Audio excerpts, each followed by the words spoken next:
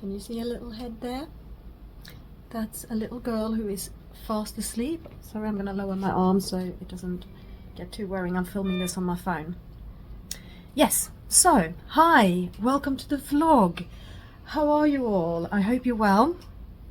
You're possibly back here because you saw the vlog where Alice let you know that her sister was in hospital. So if you're back for an update from that, welcome. Please subscribe and hit the notification bell so you find out what's going on in our lives. We are back in our usual pediatric ward that we haven't been in for a long time, actually. It's about, I think I said a year in my last vlog. It's actually 8 months. 8 months since she was last in for this. And it's the same old. So if you go back in my hospital vlogs, you'll see that Elin is regularly in hospital for seizures and vomiting. And that's what we're in for now. Poor little thing.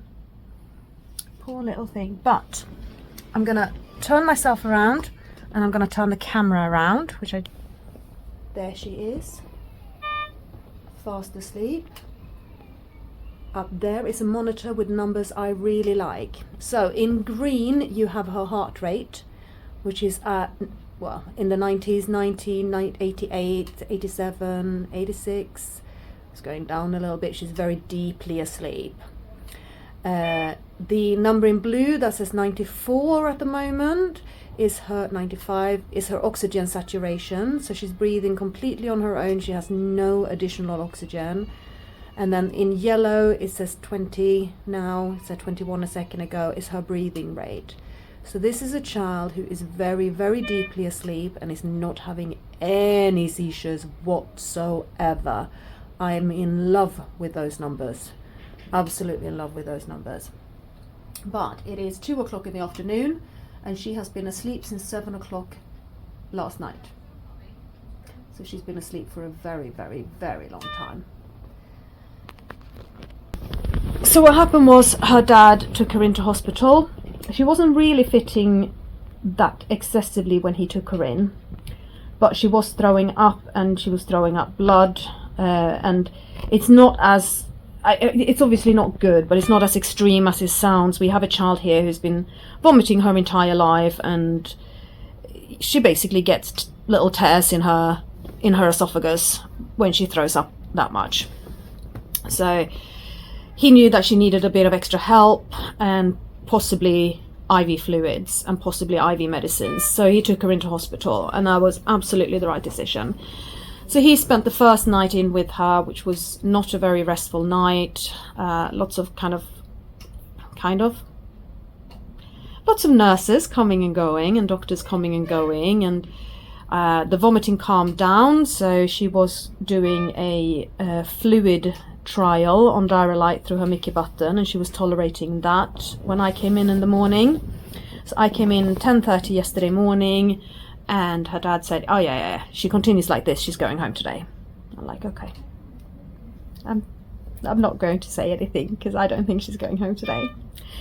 She went into a spiral of cluster seizures just after he left, and with 2 doctors in the room. So they're standing there and they see her, and her seizures are not typical. They don't present typical, like they're not obvious tonic clonics. So what happened this time was that her whole body would go stiff. She would pull up back her arms, a sort of very typical cerebral palsy fashion, pull both of them back like that, turn her head to the right, her legs would tremble, and her heart rate would go up very high and her breathing rate would become quite fast. And she's basically having 1 seizure a minute. And the seizure lasts almost a minute. And it just keeps going, keeps going, keeps going. So she went into that at 10:35 in the morning yesterday. Just after midday, we gave her a medicine called buccal midazolam, which is one of the rescue medicines that we have for her at home. And she stopped fitting and she slept for 2.5 hours. And then she woke up and went straight back into a seizure a minute. Non-stop seizures. And these seizures were then not responding to treatment. Plus she had spiked with temperature, so she had over 38 degrees fever. That did not respond to paracetamol, did not respond to ibuprofen.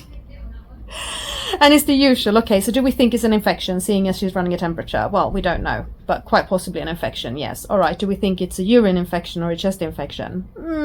Don't know. She's very difficult to get a urine sample from. Okay, well, we're putting in antibiotics. Sounds like a good plan. Now what do we do? Because she's still fitting. And we got the most wonderful doctor. Oh, I'll marry him tomorrow. Honestly, he was amazing.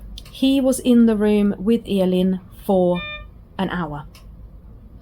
In the room, observing her seizures, observing her responses to the treatments that she was given, staying there while she was given one medicine, watching how she responded to it, looked at her care plan, spoke to me. We talked through obviously her birth history with the brain injuries and how these seizures have presented in the past and how they're presenting now, adjusting care plan accordingly.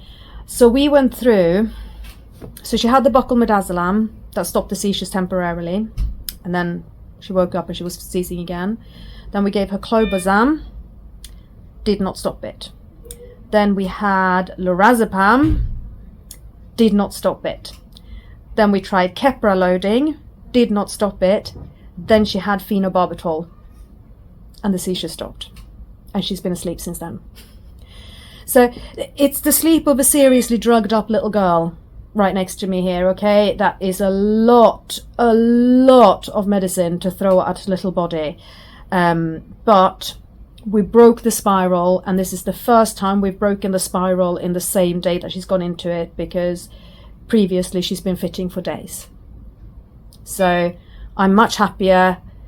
There is a little part of me going, shouldn't you wake up at some point? But she's fine. She's stable. She's breathing. So we're just going to let her sleep. And also it's exhausting to fit as much as she was fitting. So yeah. She is now down on half IV fluids and half Diarolite for her fluid maintenance. And if she keeps tolerating that with no vomiting, then I can start giving her Fortini so she gets some nutrients into her as well. If the phenobarb hadn't worked, then we would have had to sedate her and put her in intensive care. So the intensive care team came down yesterday to see her, including an anesthesiologist. And again, that team seemed really good, and they spent quite a lot of time in here observing her and talking to me. And we talked about Elin's responses to being sedated, which isn't great, but also what protocol they would use if they needed to sedate her, and it would be an intravenous protocol, which she's much better with. So I'm glad I haven't had to do it. I think, you know, as she gets older and as her seizures get more complex, and if, like, we found a medicine now that she's responding to, which is phenobarb, but let's say in the future she doesn't respond to that and we do have to go down the route of ICU and sedation, we will obviously do it, because we need to stop these clusters. But I'm also very relieved that I didn't have to go down that route. Very, very relieved. Yeah. So that's Elin. As for me, well, I can't do anything but sit here and eat and read and rest. So she's sleeping and I'm napping and I'm reading, and now obviously I'm vlogging. Because I can't do anything else, and I think that is very, very, very good for me. There's no cycling far long distances with Alice on the back of the bike today. There is no running around like mad at work, lifting heavy crates and doing stuff very, very fast. I am stuck in my reclining armchair next to a sleeping child. And this is where I'll stay. I did have hopes to get her home today, seeing as she's gone a whole night without fitting, but if she's just going to stay asleep, we're not going to go anywhere. Because while she's sleeping this deeply, I think she should be on the monitors. I don't think there's any danger to her, but I just think she should be on the monitors. That's all. Let's have a look at her again. I'm going to stand up. I'll come around. I'll walk around, actually. Hey, you. Hey, little girl. Her eyes are very puffy. This eye was completely gummed shut with dried tears. She was lying on her other side before, so she could just have a little bit of pressure marks on various parts of her body, her ear, her hip. She's got some pressure marks on as well. We are using her portacath. So there's the port, so that's where the IV is going in, and these are monitoring cables, so they are the ones doing her heart rate and respiratory rate. We have all the pillows in the hospital built up around her to use as a kind of makeshift sleep system. I have a pillow here between her arms just to keep her chest open, otherwise, you know, her arm will fall over and kind of close it up a little bit, but we have it like that just so her chest is open and she gets as much air as possible. She has another pillow down here between her knees so that we keep her hips fairly level. And yeah, there's her IV drip running. There's her monitor with nice calm numbers.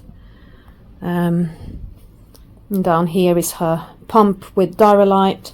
What I've done with the Diarrhelite is that I'm not running it continuously at half maintenance fluids. I'm running it at full maintenance fluid for an hour and then off for an hour, and then running it again for an hour and then off for an hour. That's my plan for now, because it sort of mimics a little bit more what we do at home. And I also think rather than having a constant drip into her tummy, we'll do fill it up a bit, let it empty, fill it up a bit, let it empty, because I think I just think that's better. Doesn't work for all complex needs children, obviously. And yeah, I guess I'm gonna go back to my Terry Pratchett book and a cup of tea and just lie back here and chill out. That's my plan. Thank you so much for watching. Thank you all for your well wishes that we got on the last video. That's always really important to me, and I love reading them. And I hope you're all keeping well. I know that we have a few of our fellow warrior kids are in hospital at the moment, Nen and Cameron. I hope you're both feeling better. Yeah. Well, take care. See you. Good morning. Hey, sleepy pops. How long have you been asleep now? You've been asleep for 36 hours. Time to wake up. We go wakey, wakey, wakey, wakey, wakeys. I can hear what you're saying, Mummy. I'm not going to open my eyes. Your eyes are all puffy. They're all puffy and full of sleep still, these eyes, aren't they? Yeah, she has been asleep for 36 hours. But the fact that we're getting these kinds of responses from her is really reassuring. It's the Phenobarb that knocked her out to that extent, but it also knocked out the seizures, which is what it was supposed to do. And I'd rather she sleeps for 36 hours than that she fits non-stop for 36 hours, and that would have been the other alternative, because that's what we've had before.